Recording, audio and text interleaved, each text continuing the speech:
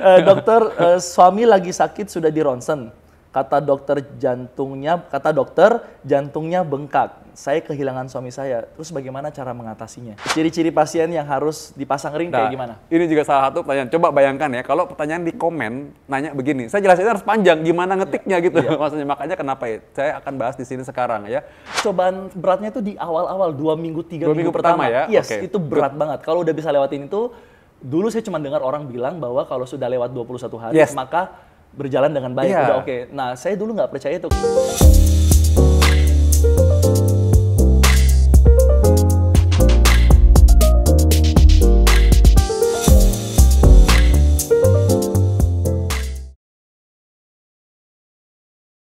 Hai Sobat Dr. Vito, apa kabar? Semoga Anda dalam keadaan sehat. Bagi Anda yang sudah merupakan subscriber lama pasti tahu bahwa saya punya session dokter menjawab. Saya akan menjawab semua pertanyaan-pertanyaan yang ada di situ, yang serius-serius pastinya ya. Yang serius bertanya mengenai soal medis, saya akan jawab. Dan tentunya itu tidak mudah karena memang saya mengerti banyak pertanyaan yang sangat simple, kelihatannya sangat ringan ya pertanyaannya, tapi mungkin akan berbeda apabila konteks pasien lain. Mungkin contohnya sakitnya sama, kok sama-sama pasang ring, tapi beda. Ada yang dengan diabetes, ada yang dengan sakit ginjal, itu beda lagi.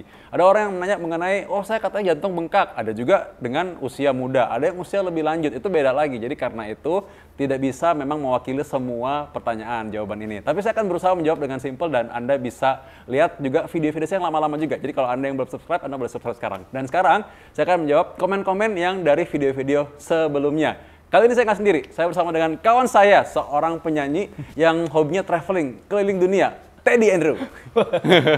Apa kabar Pak Dokter? Oh, baik, sehat dong. Pak Dokter yang nanya saya. Oh iya benar, apa kabar ya? Baik, sehat luar biasa. Ngomong-ngomong pernah nggak sih kalau misalnya kita ke dokter itu ya, pasien itu kan selalu nanya, dok kalau kita nanya ya, gimana Pak, apa kabar? Pasien selalu jawab, sehat gitu. Ya, benar, sehat. Terus tapinya tapinya, itu baru ngomong tapinya kenapa ke dokter. Nah, baru nanya. Semua orang yang ke dokter pasti ada ya pertanyaan ya. Ada pertanyaan Banyak pastinya. Karena itu, nah memang sayangnya ya, memang setiap kali mungkin ketemu dokter nggak bisa kita berjam-jam kan? Iya. Kan ada waktunya kan, Iya. juga ada harus bagi dengan pasien lain Iya. juga. Dan memang menjelaskan tuh nggak mudah bro. Iya. Jadi kelihatannya kadang-kadang pasien ini dia jelaskan, misalnya anggaplah mengenai pemasangan ring. Yang bahkan kalau kita jelaskan kasih kuliah mahasiswa aja, saya kasih ke mahasiswa saya bisa berapa SKS tuh. Iya. Jadi Banyak kalau ya. cuma setengah jam, 1 jam nggak Belum mungkin. tentu bisa mengerti Yes, sependek gitu. itu ya. Tapi kali ini kita akan coba jawab dengan cara yang simple. Nah, cuman supaya lebih bagus nih, coba mungkin Bro Teddy Andrew yang pilihkan pertanyaannya yang mana. Sebenarnya gini dok, saya kan lihat YouTube dokter nih. Iya. Saya cuma mau bilang bahwa YouTube ini menginspirasi banyak orang karena mungkin orang nggak pernah tahu jadi tahu, dan di situ kan lebih lengkap ya, dan ada banyak pertanyaan yang saya juga baca gitu, dan pertanyaan-pertanyaan mereka ini sama dengan yang saya mau tanyakan. Ada beberapa pertanyaan yang emang saya pengen nanya ke dokter, kebetulan banget hari ini. Gitu. Pas dong kalau gitu. Nah kayak gini nih dok ya, Ya, coba. dari Hani nih pertanyaannya, bener nggak sih kolesterol di atas 100 udah dibilang tinggi? Menurut gue sih 1000 yang paling tinggi dok, 100 mah kecil, 1000 tinggi, bener gimana sih dok? Ini ngomongin saham apa kolesterol nih? Ini kolesterol, kalau 100 katanya beneran tinggi nggak gitu? Ini dari Hani pertanyaannya. Nah, oke. Ya memang benar nih. Jadi benar banyak yang nanya. Tahu nggak? Di Indonesia itu ternyata lebih dari separuhnya itu kolesterolnya di atas nilai optimal. Oh, Jadi oke. banyak orang yang kolesterol tinggi. Oh, karena gaya hidup. Pola hidup atau mungkin sebenarnya yang nggak perlu diketahui adalah kolesterol itu ada faktor keturunan juga. Ada genetik juga.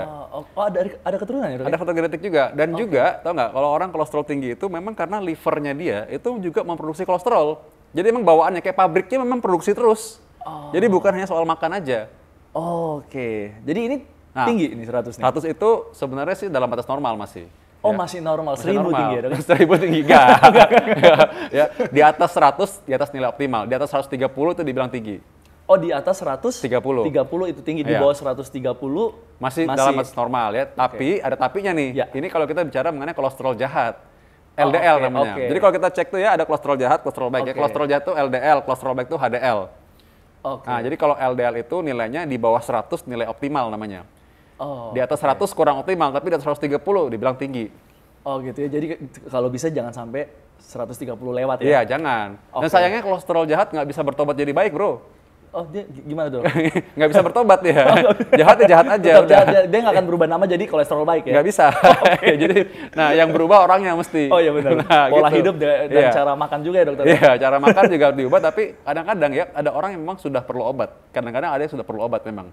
Jadi jangan nanti denial, enggak lah nggak mau minum obat, padahal kolesterol udah 200 lebih, 300 lebih gitu maksudnya. Jadi ada kalanya memang nggak bisa dengan diet saja. Oke. Diet penting, jaga makan itu penting. Olahraga juga penting. Olahraga juga penting sekali. Oke. Nah, tapi memang kadang-kadang orang itu nggak cukup cuma dengan itu saja. Dia harus check up dulu, harus tahu bahwa memang nilai dia berapa. Dan kalau nggak turun-turun dengan diet dan olahraga, berarti dia perlu bantuan obat. Nah kalau misalkan dia cek, terus kolesterolnya di bawah 100, apa perlu minum obat kolesterol juga atau enggak? Nah, ini nih pertanyaan yang paling sering ditanya. Ini Tergantung. pertanyaan saya dokter. Nah, Ini pertanyaan kalau saya. kalau kayak Bro Teddy Andrew yang bisa olahraga terus ya, maksudnya aku tahu dia dari lama emang dia dengan kesibukan dia keliling dunia ya. Kemarin dari US aja bukan gemuk malah kurus dia ya. Di US gemuk dokter. Di US malah gemuk, tapi pulangnya 100 kilo di US. 100 kilo. Pulang dari US gemuk banget. Gitu, pulang dari US tuh gemuk banget dokter. Saya karena di sana 4 bulan ya, makan manis, makannya gede porsinya, pulang 100 kilo. Udah gitu di bulan Februari tahun ini dokter, saya mulai olahraga tiap hari cuman jalan kaki minimal 5 kilo. Wah, Minimal every day, jadi setiap hari. kayak setiap orang sebenarnya bisa bikin Iya, itu kan? gratis, nggak perlu bayar. Iya. Gitu Nggak ya. perlu pakai sepeda Nggak perlu, mahal-mahal. nggak perlu. Jalan kaki, tapi setiap hari dokter. Jadi harus konsisten juga. Sama jam 6 sore, saya udah nggak makan apapun. Wow. Dan begitu saya ke Australia, balik dari Australia yang kurus banget. Karena selama di Australia, saya tiap hari jalan, makan saya jaga, dan akhirnya hilang 15 kilo. Wah, gila. Gitu, dokter. Tapi maksudnya caranya itu tuh simple banget sebenarnya. Iya. Maksudnya kayak even seorang kayak om-om, Iya. emak-emak juga bisa kan jalan yang kaki paling kan penting bisa konsisten, dokter. Yang paling penting konsisten dengan yaitu tetap jaga makan juga gitu. Itu paling penting kan. Nah, jaga makan ini kadang-kadang definisinya beda nih. Jaga Iya, makan tuh betul. kadang-kadang makan dijagain biar orang nggak ngambil gitu. Dia yang makanin maksudnya. Oh iya benar. Nggak. Pak dokter lucu ya. Baru tahu ya? Baru tahu. Nonton video-video sebelumnya makanya kan lucu. Nah, Iya, benar. nah, tapi maksudnya gini, ini kan paling susah biasanya tuh orang nahan makan. Apalagi laki-laki ya. Soalnya Iya, kalau iya. laki-laki itu nahan makan itu kadang-kadang jadi emosi Iya soalnya. betul. Nah, lu Emosinya gimana naik caranya? ya. Gimana caranya nahan makan? 2 minggu pertama waktu saya jalanin itu bahwa jam 6 sore saya stop makan apapun kecuali air putih dan air anget. 2 minggu pertama emang susah tidur. Memang mengalami susah tidur. Gitu. Tapi ternyata saya menemukan bahwa permainan di pikiran. Oh. Jadi ini cuma di pikiran, lapar dan biasanya kan kalau kita kan malam-malam jam 10 ada canggih kan sekarang kan, tinggal buka handphone, makanan datang, apalagi junk food kan. Nah itu paling sering saya lakukan dulu. Dan waktu saya mulai, saya berpikir bahwa saya nggak bakal mati kalau saya nggak makan malam. Itu aja yang ada di. Jadi kita switch. Oke, good. Iya, Jadi switch nggak akan pemikiran. mati kalau nggak makan Nggak malam. akan Iya mati juga sih kalau- sebenarnya. Karena besok paginya begitu saya bangun, saya pasti sarapan. Gitu. Oke, Jadi yes. saya bangun jam 5 pagi, saya tidur maksimal sekarang jam 11. Bukan di atas jam 11 malam. Jam 10, jam 11, bangun jam 5 pagi, langsung jalan kaki 5 kilo. Berarti kuncinya juga malam, maksudnya jangan begadang dan Iya. jangan main gadget dong Iya, ya? paling penting jangan begadang. Udah, itu penting Kalau banget. begadang kepikiran makan soalnya. Begadang jangan begadang. Oh gitu. Ternyata bener juga ya Iya, itu benar. Om Roma Lagu ya. itu bener juga, Om Roma Irama. Iya bener. Jadi kalau misalkan tadi udah bisa seperti itu 2 minggu lebih enteng ya rasanya ya? Iya, Maksudnya? lewat, biasanya orang bilang 21 hari, Yes. baru lewat, tapi saya sih 14 hari. Wow, Ya, karena iya. again bahwa saya nggak mau ekstrim juga dokter. Saya termasuk tergolong tidak diet dengan ekstrim karena saya masih mau menikmati juga. Karena kalau terlalu ekstrim cepat banget turunnya, terus nanti cepat banget naiknya jadi yoyo kan. Jadi Yes. mending konsisten menjaga supaya berat badan kita tetap stabil aja sih. Wow, ini Gitu. tapi sebenarnya maksud gue gini, kan misalnya Anda kan memang seorang performer lah, misalnya sering Iya. di panggung. Maksudnya apakah ini alasannya kesehatan atau estetika nih? Salah satu faktor ada itu. Ada Karena ya, pasti ya. orang Ya. biasalah komentar, Iya. netizen kayak, wih besar ya. Sebenarnya itu nggak mempengaruhi saya sih, cuman memang lebih kepada kesehatan aja sih. Saya sadarnya bahwa sehat itu ya dengan kita menjaga badan kita juga. Dan Oke. ya berhasil juga sih. Saya pikir tadi saya nggak mungkin sih bisa, tapi ternyata Bisa. Tapi iya. emang kelihatan sih lebih rampinan, sehat ya, seger ya. Thank you dokter. Keren. Tapi ini aku suka nih, aku suka gini, kan biasanya di video-video sebelumnya ya, aku biasa kasih tips bisa kadang-kadang gimana cara jaga berat badan, terus gimana caranya supaya bisa turun berat badan. Tapi kali ini tuh spesialnya karena dari mulut seorang awam sendiri ya, maksudnya seorang yang punya kisah nyata sendiri, dan maksudnya menurutku ini hal yang simple ya. Semua orang kayaknya bisa ngikutin nih harusnya, asal bisa punya tekad yang kuat kayak Teddy Andrew. Sebenarnya ya. cobaan beratnya itu di awal-awal 2 minggu 3 2 minggu minggu pertama ya. Yes, Okay. itu berat banget. Kalau udah bisa lewatin itu, dulu saya cuma dengar orang bilang bahwa kalau sudah lewat 21 hari maka berjalan dengan baik, udah oke. Nah, saya dulu nggak percaya itu karena di hari ketiga gagal terus. Oh gitu. Jadi karena even belum hari lewat 2 pertama minggu ya. berhasil, kedua berhasil, ketiga gagal. Aduh, malas lagi gitu. Nah, tapi ini memang betul sih, karena secara teori memang 21 hari. Iya. Nah, kalau aku jujur, aku mengalami, aku sebulan sih baru bisa. Lama ya? Agak lama memang, jadi berarti itu memang bisa bervariasi Iya. Jadi Teddy bisa lebih cepat, mungkin motivasinya lebih kuat, dan dia mungkin lebih saklek kali, kayak benar-benar udahlah nggak usah pegang handphone, malam nggak begadang. Setiap malam, dulu kan ya main handphone sampai tidur kan. Iya. Sudah kira-kira 6 bulan terakhir, saya kalau malam flight mode. Oh, saya gitu, memang ya, sengaja ya. untuk dia tidak. Karena kalau getar pun bunyi kan, rut. Iya. Jadi kayak, bangun lagi. Nah, saya flight mode, jadi bangun pagi baru ngelihat pesan-pesan yang ada gitu. Dan karena malam mungkin udah lapar ya, ketika lapar itu kan sebenarnya memang kita memakai lemak untuk memecah untuk jadi energi. Kita tidur itu sebenarnya masih butuh energi tuh, kan butuh napas. Nah, jadi napasnya itu pakai energi dari lemak yang dipecah. Kalau malam kita makan, yang dipakai cuman energi yang kita baru makan tuh. Iya, gula. Betul, gula. Akhirnya lemaknya tinggal malah simpen. Iya, dan tidur kan. Tidur, ya. Apalagi nggak bikin apa-apa. Karena itu makanya orang misalnya kalau makan malam dan berat dan tidak olahraga, ya gemuk memang. Dan Dokter Vito itu kira-kira ngaruh bisa kolesterol naik tuh, kayak gitu tuh? Ngaruh banget, justru ngaruh banget. Karena dari lemak-lemak yang tertumpuk itulah kolesterol jahat itu akhirnya berkelana kemana-mana, bikin pembuluh darah ada penyumbatan. Jadi nggak cuman berat badan yang bisa bertambah besar, berat maksudnya, tapi kolesterol juga bisa naik ya? Naik memang, naik. Itu ibaratnya kayak nyimpen pundi-pundi, kayak nyimpen saham, makin banyak ditabung ya nggak dipakai. Sahamnya lain ya? Sahamnya lain nih masalahnya, bisa bikin serangan jantung soalnya ya. Jadi nah itu dia tadi ya jawabannya ya. Wah good. Wah tapi thank you lo, Ted lo bisa men-sharing ini ya. Maksudnya karena nggak mudah orang bilang sharing, gue gemuk awalnya nih, gue doyan makan gitu kan. Iya, saya sangat doyan makan. Apalagi junk food dan bakmi. My favorite food.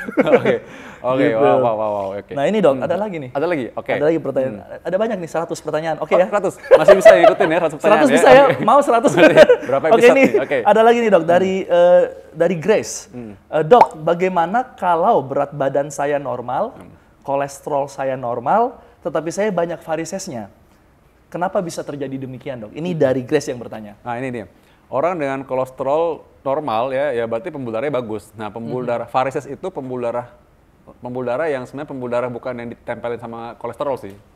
Jadi kalau kita putar dulu ya, varises ini kalau ada yang pernah lihat video saya dan Instagram saya nih, varises itu pembuluh darah balik yang harusnya dari kaki menuju ke jantung. Jadi kalau misalkan ada kerusakan di pembuluh darahnya, maka jadinya dia stagnan di bawah tuh darah kotornya sehingga dia bikin varises. Nah kolesterol sebenarnya tidak terlalu berhubungan dengan keadaan ini. Jadi memang berbeda. Berbeda. Tapi ada tapinya.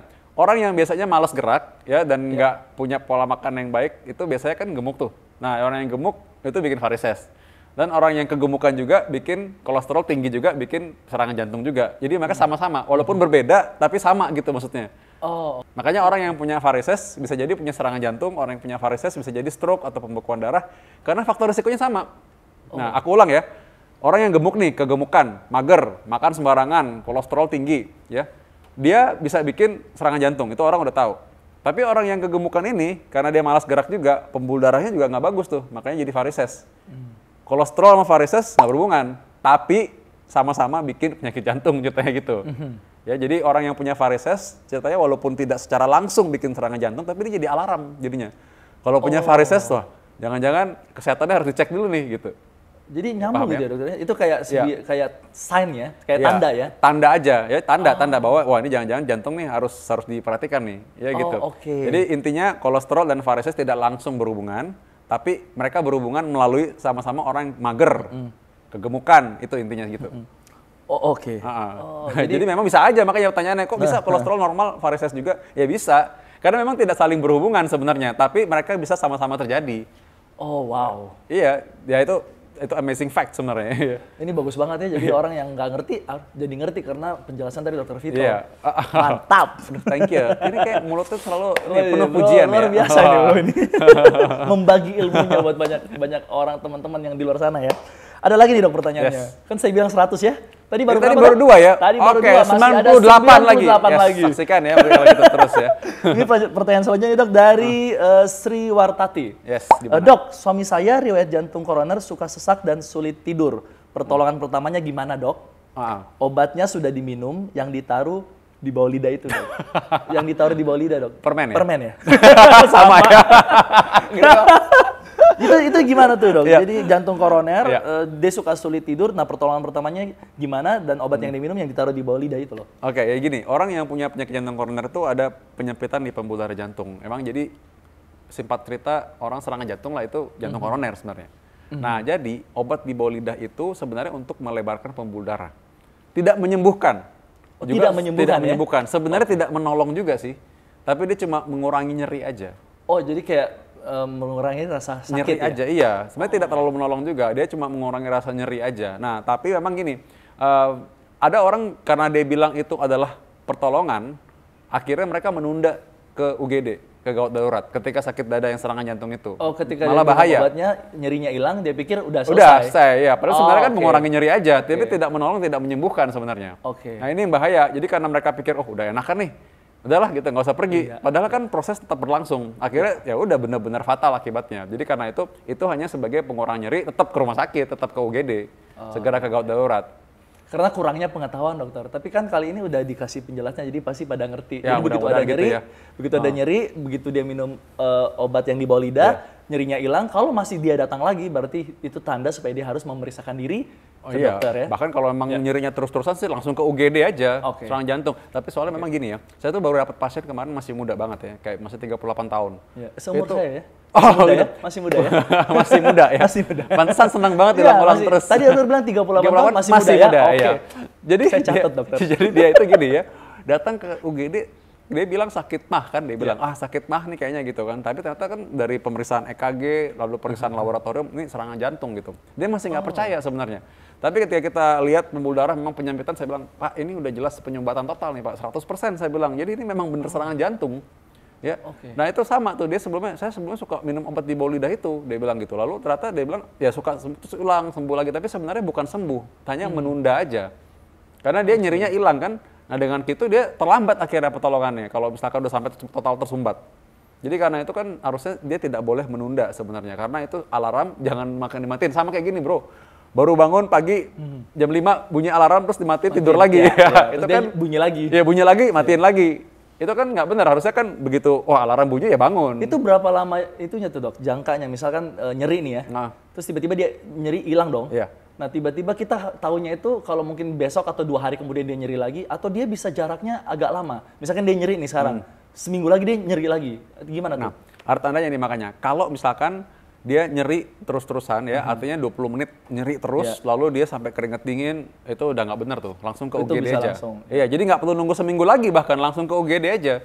Oh, oke. Karena bisa curiga, apalagi sampai tadi nyerinya sampai ke lengan kiri, sampai pundaknya juga sakit kaku. Oke. Ya, yang paling umum tuh dada terasa kayak ditekan, Oke. kayak ditekan benda berat, dan kadang mungkin napas nggak sampai susah, tapi nyeri sekali ya, sampai keringet Oh, dingin. tapi Nah, nafasnya kadang napas masih bisa. Ya, Oh, oke. tanya, Pak sesek nggak? Enggak sih, cuman ya nggak enak aja dadanya. Oke. Nah, atau nyeri perut yang nggak dipengaruhi makanan ya. Kan biasa orang bilang, mah tapi kok sampai keringet dingin? Dah ke UGD aja deh langsung. Oh, Daripada terlambat ya. Ya. Dan saya pernah bahas sebenarnya di video saya sebelumnya juga gimana cara membedakan GERD atau asam lambung dengan serangan jantung. Nah itu, ya memang penting karena banyak yang masih muda-muda, ya gitu, masih Iya, muda-muda banyak ya. dan serangan jantung ternyata. Dan yang sekarang-sekarang ini banyak yang muda-muda dokter, itu dia. Mungkin jadi tren makanya Iya, mereka ya. tuh kayak serangan jantung tuh kayak gimana gitu rasanya. Kira-kira bisa turunan juga nggak tuh dokter? Iya, ada pengaruh itu juga. Itu berapa persen gedenya itu? Kalau orang yang punya keturunan penyakit jantung itu yang dibilang gini, kalau ayahnya, ayah kandungnya atau ibu kandungnya punya penyakit jantung di usia muda. Usia muda itu definisi gini, kalau laki-laki di bawah 45, perempuan di bawah 55. Oke. Nah, itu namanya keturunan penyakit jantung koroner ya, serangan jantung. Jadi, dan biasanya adik-adiknya kakak kandungnya juga sama, punya juga. Itu kayak otomatis gitu ya dokter? Em, Atau nah, itu ada tapi itu ada juga untungnya- untuk memicu gitu? Untungnya Tuhan baik. Jadi walaupun kita punya talenta, kita punya bakat, tapi kalau kita nggak sampai melatih itu kan nggak akan jadi. Iya kan? Iya, benar. Kayak gini nih, misalkan kayak tadi nih, misalkan lo kan penyanyi nih, tapi misalnya walaupun lo nggak pernah kalau nggak pernah latihan, ya nggak bisa dong jadi penyanyi. Sama kayak gitu. Kalau orang punya bakat penyakit jantung, tapi kalau dia makan benar, olahraga teratur, tidak merokok, tidak akan jadi begitu. Oh, oke. Nah, jadi Tuhan juga baik ya, walaupun dikasih, oh nih orang tua penyakit jantung, tapi anak walaupun punya bakat tapi tidak otomatis jadi gitu kalau dia jaga pola makan dan juga check up. Jadi semuanya tergantung gaya hidup juga. Sebenarnya pola hidup juga sangat pengaruh. Jadi bukan cuma genetika aja. Iya. Oke. Masih banyak ya berarti ya? Masih 93 lagi? Iya, masih ada pertanyaan lagi dok. Tadi baru 3 kan? Baru 3, jadi 97 dong berarti? 97 lagi. Masih panjang berarti ini. Ini ada pertanyaan lagi nih dokter nih. Ini, tunggu ya. Oh ini masih muda dokter, bukan karena mata, bukan. Ini karena kecil aja. Ya biasa memang kalau udah mendekati 40 tahun ya agak jauh bacanya ya. Dokter, suami lagi sakit sudah di ronsen. Kata dokter jantungnya bengkak. Saya kehilangan suami saya. Terus bagaimana cara mengatasinya? Aduh, turut ikut bersimpati ya, turut berbela sungkawa juga ya. Memang yang paling sedih itu bagi dokter itu adalah ketika seorang datang dengan komplikasi. Kenapa makanya channel ini saya buat ini karena supaya saya bisa kasih tahu orang dari sejak mereka masih dalam keadaan sehat rasanya gitu. Ya. Jadi supaya orang tuh di servis nggak sampai benar-benar jatuh komplikasi, udah masuk rumah sakit nggak bisa tolong lagi. Itu karena saya udah terlalu sering lihat orang usia muda penyakit jantung. Jadi memang ini dibuat untuk bisa kita mencegahnya. Yang paling sering bikin jantung bengkak itu apa? Darah tinggi. Oke. Darah tinggi itu sering banget jantung bengkak. Jadi masih muda udah penebalan jantung, jantungnya udah lemah, ya orangnya sesek terus dan memang ini bisa lama-lama orang bisa gagal jantung. Gagal jantung ya ujungnya kalau nggak sering-sering masuk rumah sakit, ya itu bisa meninggal dan fatal ya akibatnya. Padahal simpel sekali darah tinggi. Darah tinggi itu misalkan pun orang diobatin sekalipun diobatin ya, itu bisa diobatin maksudnya. Jadi orang tuh maksudnya nggak perlu merasa, aduh nih harus pakai obat nih gitu ya. Kalau emang udah perlu ya nggak apa-apa. Kalau darah tinggi gitu bisa kambuh lagi nggak sih? Maksudnya orang pernah punya rekam darah tinggi dulu gitu ya, terus bisa kambuh lagi nggak? Justru orang kalau darah tinggi biasanya kita akan perlu menangani seterusnya ya. Jadi akhirnya orang tuh kadang-kadang suka bilang, oh saya harus minum obat darah tinggi seumur hidup. Ya, padahal jangan dibilang begitu sih. Ya kita kan nggak usah bilang, saya harus mandi seumur hidup ya dok ya. Kan enggak, kan mandi emang tiap hari kan gitu. Saya pernah dok di tahun 2005, saya pernah darah tinggi sampai mau pingsan. Oh. Gitu, tapi 2005. Tapi semenjak hari itu, sampai hari ini nggak pernah terjadi lagi. Nah, ini ada penjelasannya nih. Jadi gini, darah itu, tekanan darah ya, bisa naik turun memang. Jadi tergantung kita punya kondisi. Kalau misalnya orang lagi dalam kondisi marah, dalam kondisi yang tidak nyaman, pasti tekanan darah mungkin naik. Ya, dan emang itu normal gitu. Dan itu kita nggak bisa langsung menjudge orang darah tinggi sebenarnya. Karena kita harus melakukan pengukuran lagi di lain waktu. Jadi kalau kita ngukur 2 kali dengan waktu yang berbeda, dan memang dia tekanan darah di atas 140 per sekian, maka kita akan bilang, oh ini darah tinggi nih. Ya atasnya 140, ya bawahnya kan 85, jadi 90 dia bilang tekanan darah tinggi. Nah jadi karena itu, kita itu nggak bisa memang cuma sekali aja. Dan kalau misalkan orang usia masih muda, kita cek USG jantung, jantungnya masih normal, rekam jantung masih normal juga, maka itu belum tentu darah tinggi yang harus pakai obat. Kadang nggak pakai obat juga masih bisa. Nah tapi, ada tapinya nih, kalau memang sudah ada gangguan, jantung sudah bengkak, atau mungkin kita lihat EKG-nya sudah berubah, atau ginjal udah gangguan, maka darah tinggi ini berarti sudah serius banget nih. Ini jangan kita denial terus, udah nggak usah pakai obat, jangan dulu ya. Jangan dianggap bahwa nggak apa-apa ya. Iya, justru pakai obat ini membantu supaya ginjal Anda tetap terjaga, kan darah tinggi merusak ginjal juga. Oh gitu? Iya, jadi orang kan suka takut, dok minum obat kebanyakan cuci takut darah. Ginjal, iya. Loh saya bilang, tahu nggak Bapak Ibu yang menyebabkan orang cuci darah itu apa? Darah tinggi nggak diobatin, itu yang bikin cuci darah justru. Bukan obatnya, darah tingginya yang bikin cuci darah. Karena darah tingginya yang nggak diobatin, makanya masuk ke jadi cuci darah, ya itu masalahnya. Oh ya makanya dok 2005 itu saya darah tinggi tuh, masih muda loh, darah tinggi. Nah kalau sekarang lebih darah muda aja. Oh iya, memang aku bisa melihat sih memang ya. Darah muda dok sekarang, karena udah mulai sadar juga akan supaya hidup sehat, supaya nggak boleh stres juga. Tapi ini contoh yang bagus nih, contoh yang bagus nih, karena memang aku juga punya pasien juga ya, punya pasien juga berapa yang masih muda, dan memang kita sudah USG tadi sudah bilang rekam jantung semua normal, ginjal masih normal, cuma dia mager aja. Saya kasih waktu biasanya 2 bulan, coba gimana turun berat badan, turun kolesterol, udah gitu dia coba olahraga, biasanya nggak pakai obat, lolos dia. Nggak usah pakai obat. Ya kayak Bro Teddy ini sekarang. Jadi bisa bener. Ya berarti ditangani darah tinggi. Asal dia ngecek aja sebenarnya. Kalau nggak pernah tensi kan nggak tahu kan? Iya, kalau kita nggak cek kita juga nggak tahu. Nggak tahu ya makanya. Karena kita nggak punya telepati juga ya kan? Iya deh, bener kalau gitu ya. Kita kan nggak bisa tahu tubuh kita kayak gimana kecuali kita periksa kan? Tahu nggak? Itu soalnya lucunya gini, dok.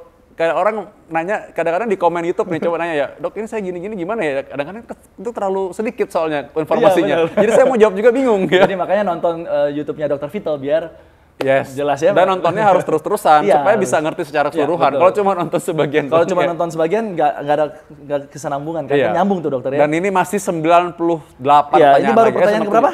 4. Baru pertanyaan keempat. Masih ada 96 lagi. Ini berapa? Oke ini dok, pertanyaan ini langsung kita pertanyaan 100 saja. Oke, langsung. Ya, jadi dari pertanyaan keempat langsung ke 100 saja. Oke, ya. Soalnya bisa dok, saya bisa buat itu.